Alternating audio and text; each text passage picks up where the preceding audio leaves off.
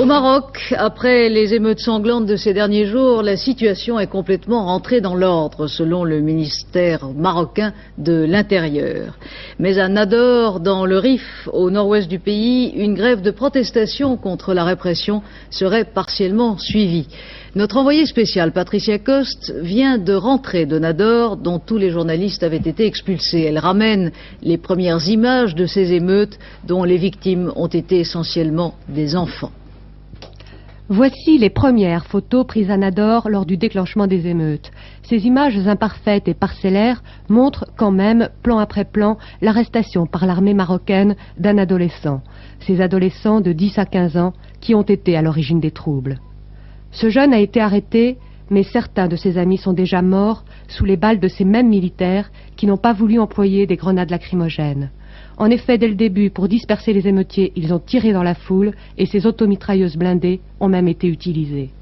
À Nador, les habitants estiment à 40 le nombre des morts. Un Français de passage dans la ville a assisté à ces manifestations. Il a accepté de témoigner à condition de ne pas être reconnu. Sa famille est toujours à Nador. À propos des victimes, nous pouvons simplement certifier qu'il y a eu plusieurs dizaines, il y a eu au moins plusieurs dizaines de morts, de nombreux blessés, mais quant aux déclarations de certains journalistes étrangers, il y a beaucoup d'exagération évidemment.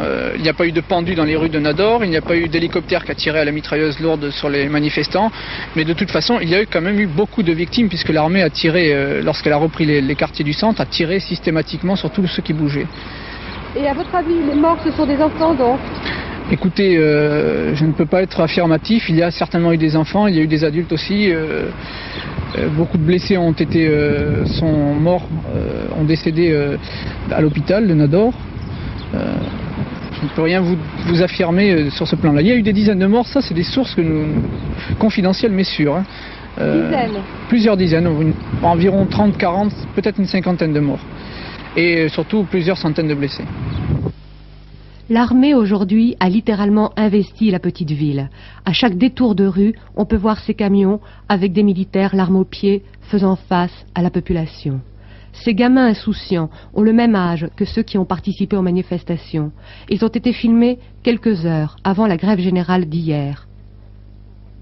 Grève parfaitement respectée à Nador au lendemain du discours du roi qui, ici, n'a pas semblé convaincre. Près d'une semaine après les émeutes, l'armée est encore omniprésente. La population n'a pas d'autre solution pour l'instant que de s'habituer à cette force déployée qui fait régner maintenant l'ordre.